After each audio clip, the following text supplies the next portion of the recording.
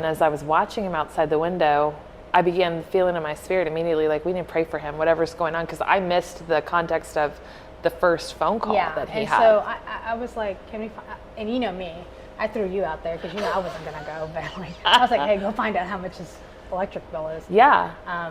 Well, I felt convicted immediately. I was like, oh gosh, here I am about to tell this man like to be quiet, and he's having a legitimate like crisis that I was completely insensitive to. Yeah. Well, I think you didn't hear it. I didn't. Yeah. But when I did figure out what was going on, I felt so bad. I'm like, oh my gosh, we need to pray for this guy. Yeah. And so tell me the story about when you went over there and asked him. Because he has a story. He does have a story. He was on the phone, finishing the phone call, and it's maybe have been like a family member or something like that. It was clearly someone that was close to him, and he's like, thanks for checking on me. I don't know what I'm going to do. I'll figure it out. Like, I know God's going to help me figure it out. Like, I remember hearing that. And so I thought, okay, as soon as he hangs up the phone, I'm going to have to go over there. And I really just wanted to figure out what was going on and pray for him and see what we could do to help him out. And so I approached him and was like, hey, introduced myself. And I said, I'm so sorry. I couldn't help but overhear your conversation. And he felt so embarrassed.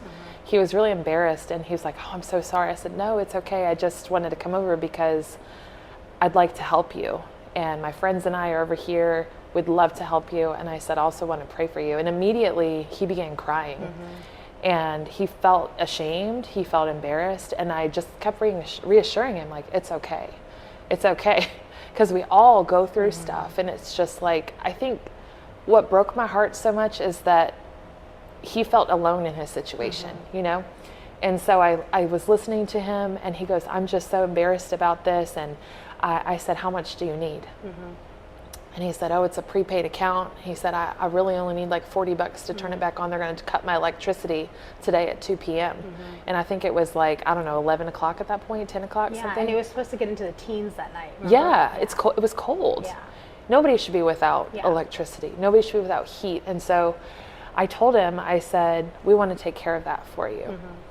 And so he began telling me a little bit of his background. And he said, no, this was after I prayed with him first. And I said, well, we're going to take care of that for you. And he's like, okay. And I said, can I pray for you? So I just prayed for him that the Lord would provide for him. And I remember praying specifically that the Lord is El Roy.